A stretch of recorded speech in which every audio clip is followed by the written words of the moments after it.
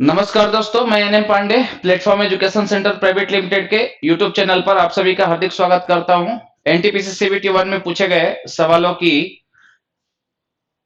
बेहतरीन कड़ी लेकर मैं हाजिर हूं। आज हम लोग अपने सेशन की शुरुआत करते हैं सवाल नंबर 1 से। देखते हैं सवाल नंबर 1 क्या कह रहा है।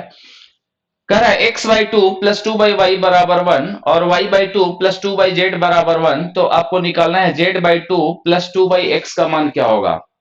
आप ध्यान देंगे यहां जेड और एक्स की वैल्यू चाहिए। अगर जेड और एक्स की वैल्यू हम पुट कर दें तो सवाल बनाया जा सकता है। तो करेंगे क्या, यहां से या तो एक्स की वैल्यू निकाल लीजिए या यहां से जेड की वैल्यू निकाल लीजिए और यहां वैल्यू पुट कर लीजिए। पहला तो तरीका आपका ये होगा, एकदम बेसिक। लेकिन ध्यान देंगे उस तरीके से यदि आप बनाते हैं तो समय लग सकता है अधिक, इसलिए इसको शॉर्ट कंसेप्ट के अनुसार कैसे बनाएंगे।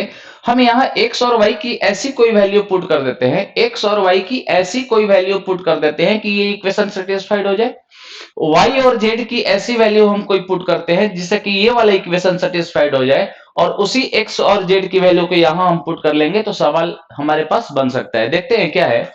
X by two plus two by Y बराबर 1, Y by two plus two by Z बराबर भी 1 है।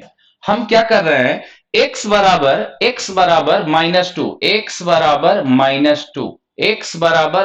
टू और वाई बराबर 1 अगर इस रिलेशन में रख दें तो देखिए तो -2/2 -1, 2 डिवाइडेड बाई 1 2 अर्थात पॉजिटिव वन दे देगा। उसी प्रकार से अगर y का वैल्यू यहां हम 1 रखते हैं, यहां 1 रखते हैं तो 1/2 यहां पर भी 1/2 होगा, तभी तो ये 1 बनेगा। यानी जेड का वैल्यू क्या हो जाएगा, जेड का वैल्यू आपका आ जाएगा कितना, 4।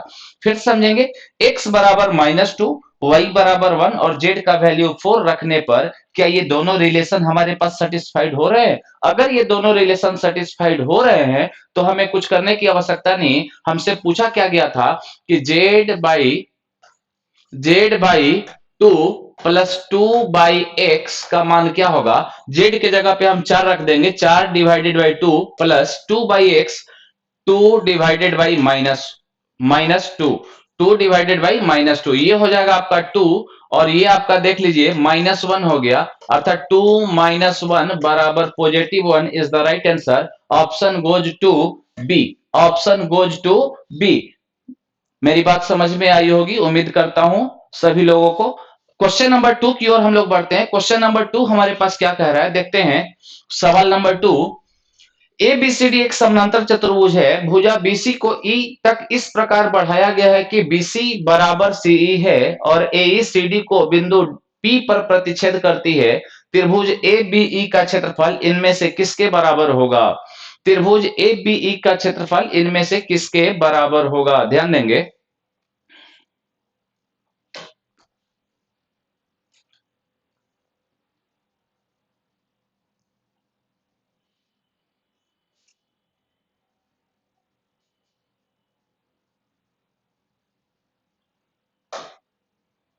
क्या है question. A B C D ई,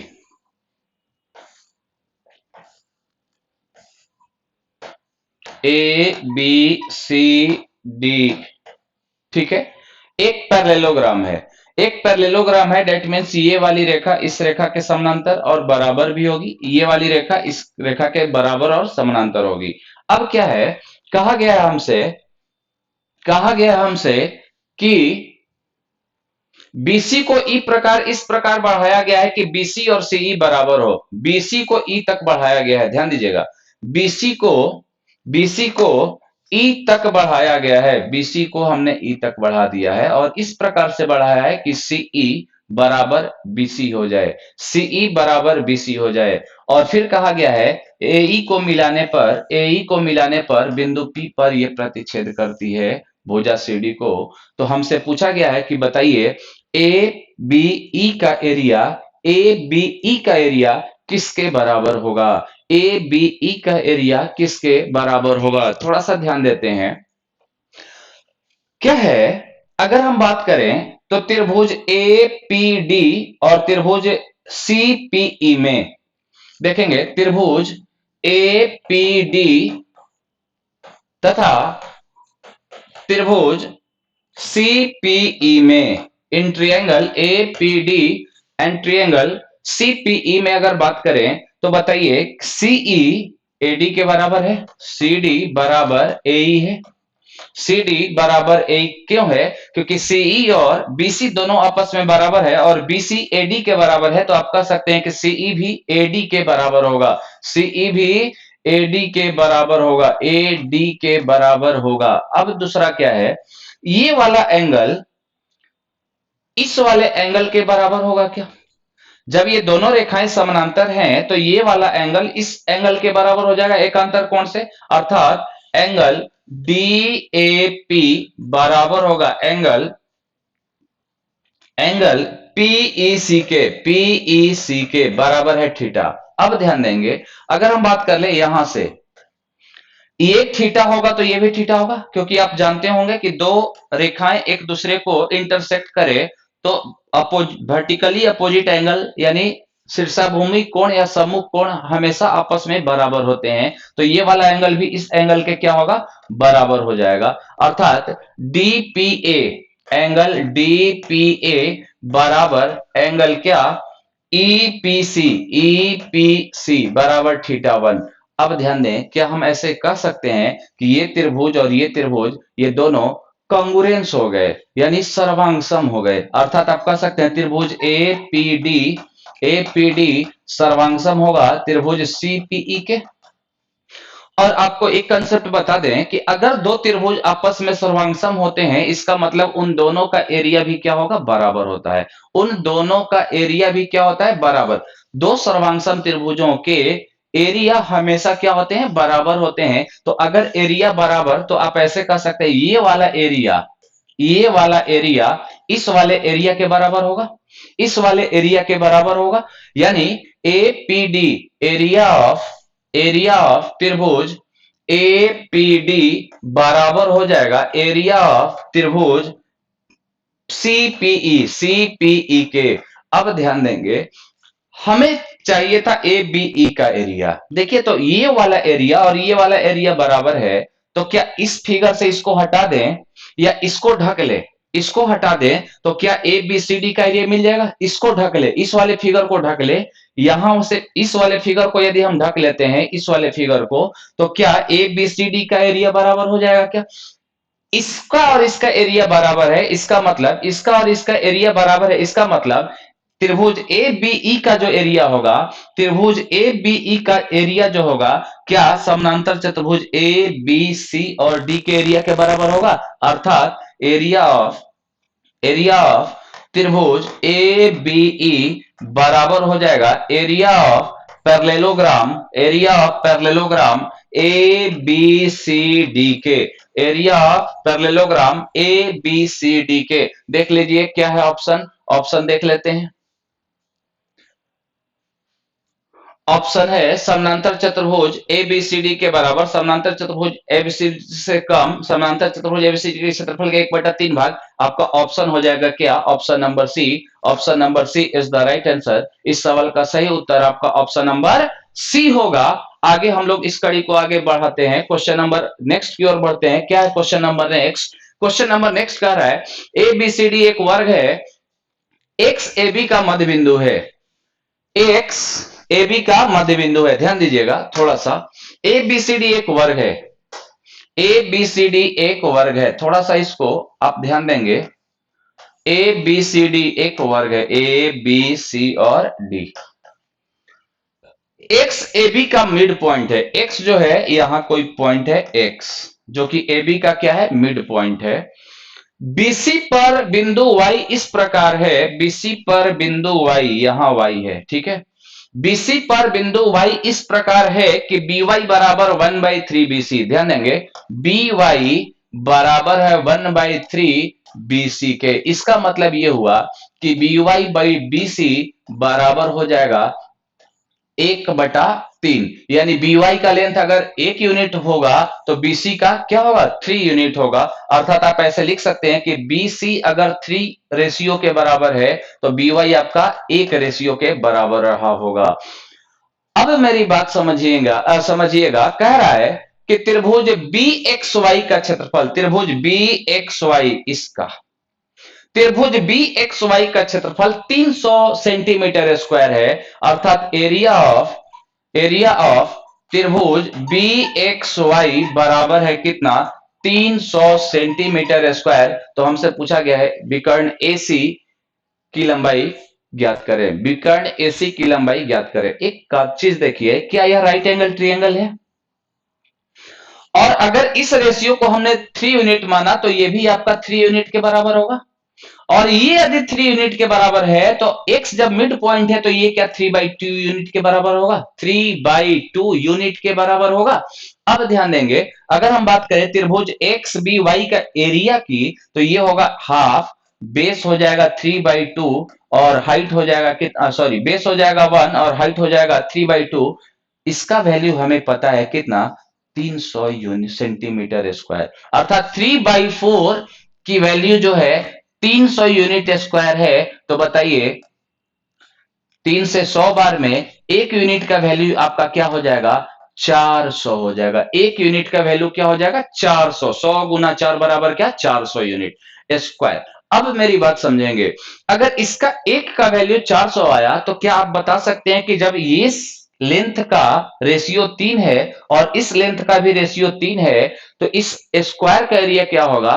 तो ए स्क्वायर का एरिया होता है भुजा स्क्वायर, अर्थात आप 3 का स्क्वायर अर्थात 9 यूनिट, चूंकि इसलिए 9 यूनिट का वैल्यू हो जाएगा कितना 3600 स्क्वायर यूनिट, 3600 वर्ग सेंटीमीटर, 3600 वर्ग सेंटीमीटर। और आपको पता है कि वर्ग का क्षेत्रफल जब आ गया तो आप लिख सकते हैं कि वर्ग का क्षेत्रफल बराबर होता है मेरे दोस्त विकर्ण के स्क्वायर बाई 2 के, विकर्ण के स्क्वायर डिवाइडेड बाई 2 के। और वर्ग का क्षेत्रफल हमने निकाल लिया 3600 डिवाइडेड बाई विकर्ण का स्क्वायर, विकर्ण का स्क्वायर अब बटा 2, 36 दूना कितना 7200 बराबर आप लिखेंगे विकर्ण का स्क्वायर, विकर्ण का स्क्वायर, विकर्ण की वैल्यू हो जाएगी अंडर रूट 7200 और अंडर रूट 7200 का मतलब 3600 गुना 2, 3600 गुना 2 और 3600 का वर्गमूल कितना 60, अर्थात ये हो जाएगा 60√2, अर्थात ये विकर्ण हो जाएगा,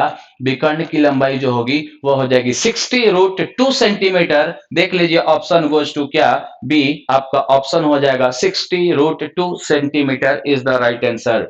फिर से समझ लीजिए एक बार, यहां ये 3/2 यूनिट था और ये 1 यूनिट था, अर्थात 1/2 3/2 into 1 half into base into height, right angle triangle का एरिया बराबर 300 यूनिट स्क्वायर। अब ये 3/4 का वैल्यू अगर 300 है तो बताइए एक यूनिट का वैल्यू 400 होगा, इसलिए टोटल स्क्वायर का एरिया जब निकालेंगे हम तो स्क्वायर का एरिया ये भी 3 है और ये भी 3 है, अर्थात 3 का होल स्क्वायर कितना 9, 9 का वैल्यू हम निकालेंगे और 9 का वैल्यू हमने निकाल लिया 3600 स्क्वायर यूनिट। अगर 9 का वैल्यू 3600 स्क्वायर यूनिट हो गया तो वर्ग का क्षेत्रफल जो होता है विकर्ण का स्क्वायर डिवाइडेड बाई 2 होता है, उस केस से हम विकर्ण की वैल्यू 60√2 निकाल लेंगे। क्वेश्चन नंबर नेक्स्ट की ओर हम लोग बढ़ते हैं, क्या कहता है क्वेश्चन नंबर नेक्स्ट देखते हैं। क्वेश्चन नंबर नेक्स्ट कह रहा है x cube plus y cube बराबर 35 और एक्स प्लस वाई बराबर 5 हो तो x के पावर 4 प्लस वाई के पावर 4 का मान क्या होगा? ध्यान देंगे क्या क्वेश्चन है, x cube plus y cube बराबर 35 और ये है x प्लस वाई बराबर 5। हमसे पूछा गया है x के पावर 4 प्लस वाई के पावर 4, x और y का इस तरीके से हम वैल्यू पुट करें कि ये दोनों रिलेशन सेटिस्फाइड कर दे, बात बन जाएगी। हमने क्या कहा कि x और y की वैल्यू हम इस तरीके से पुट कर दें कि इन दोनों इक्वेशन को ये सेटिस्फाइड कर दे तो बात बन सकती है। तो हम डायरेक्ट करते हैं x बराबर 3 और y बराबर 2, x बराबर 3 और y बराबर 2, तो 3 और 2 कितना 5। यहां देखेंगे x का मान अगर 3 रखते हैं तो 3 का क्यूब प्लस क्या 2 का क्यूब, 3 का क्यूब हो गया 27 और प्लस 2 का क्यूब कितना 8, यानी 35 को सेटिस्फाइड कर रहा है। इसका मतलब x का वैल्यू 3 और y का वैल्यू 2 हम रख दे इसी रिलेशन में, अर्थात 3 के पावर 4 प्लस 2 के पावर 4, 3 के पावर 4 प्लस 2 के पावर 4, 3 के पावर 4 81 और 2 के पावर 4 16 जोड़ेंगे, ये 97 हमें आ जाएगा। 97 इस सवाल का सही उत्तर होगा। Option goes to A, option goes to A, यही आपका सही उत्तर हो जाएगा। 97 इज द राइट आंसर। आगे बढ़ते हैं क्वेश्चन नंबर नेक्स्ट की ओर। क्वेश्चन नंबर नेक्स्ट 5 नंबर क्या कह रहा है, ध्यान देंगे। क्वेश्चन नंबर 5 कह रहा है ए बी सी किसी काम को क्रमशः 40 दिन, 60 दिन और 80 दिन में पूरा कर सकते हैं। तीनों ने मिलकर काम करना शुरू किया, परंतु ए काम समाप्त होने के 11 दिन पहले और बी काम समाप्त होने के 8 दिन पहले काम छोड़कर चला गया, तो पूरे काम को पूर्ण होने में कितने दिन का समय लगा। ध्यान देंगे, अगर हम बात करें ए बी और सी, ये 40 दिन में कर सकता है, ये 40 दिन में कर सकता है, बी जो है 60 दिन में कर सकता है और सी कितना 80 दिन में कर सकता है। इन तीनों का अगर एलसीएम ले लें तो एलसीएम हमारे पास आ जाएगा कितना 240, जो कि टोटल वर्क को शो करेगा, जो कि टोटल वर्क को शो करेगा। अब बताइए इफिशियंसी की अगर बात करें, हम लोग कार्य क्षमता की बात करें तो क्षमता जो हो जाएगी 240 डिवाइडेड बाई 40 यानी 6, 240 divided by 60 3, 240 divided by 80 sorry 240 by 64 और ये 240 डिवाइडेड बाई 80, ये आपका हो जाएगा 3। अब ध्यान देंगे, कह रहा है काम समाप्त होने के 11 दिन पहले ए कितना दिन पहले 11 दिन पहले, उसके बाद बी काम समाप्त होने के 8 दिन पहले काम छोड़कर। ऐसा हम सोच के चलते हैं कि अगर ए काम समाप्त होने के 11 दिन पहले नहीं छोड़ता काम, तो बताइए 11 दिन में ये कितना काम कर लेता, तो आप कहते हैं सर 66 काम कर लेता। और बी यदि काम समाप्त होने के 8 दिन पहले नहीं छोड़ता तो 8 चौका कितना 32 काम ये करता, अर्थात ये हो जाता कितना 8 और 9 यानी 98 वर्क ज्यादा होता। मेरी बात फिर समझेंगे, हमने क्या कहा, यदि ए 11 दिन पहले और बी 8 दिन पहले काम नहीं छोड़ा होता, उस केस में हमारे पास 98 वर्क बढ़ जाते, अर्थात यहां 98 वर्क हम बढ़ा देंगे, अर्थात ये हो जाएगा 8, ये हो जाएगा 3 और ये हो जाएगा कितना 3, 338, 338, 8 9 4 13 2 1 3, क्लियर है 338। अब कहा गया है कि बताइए ये काम पूरे होने में कितने समय लगेंगे, तो 6 4 10, 10 3 13, यानी लगा समय जो होगा 338 divided by 338 divided by 13, 338 divided by 13, 13 दूना 26, 13 छक्का 78, 26 दिन इस सवाल का सही उत्तर होगा। 26 दिन, एक ऑप्शन सुधार लेंगे, थोड़ा सा ये गलत टाइप हो गया था, यहां 26 दिन लिख लेंगे। ऑप्शन गोज टू क्या D, 26 days is the right answer. क्या मेरी बात सभी को समझ में आई? ऐसे ही छोटी छोटी वीडियो लेकर मैं हमेशा रेगुलर आते रहूंगा। तब तक के लिए आप अपना ख्याल रखें। आज हम लोग इस वीडियो में इतना ही रखते हैं। तब तक के लिए बाय बाय, टेक केयर।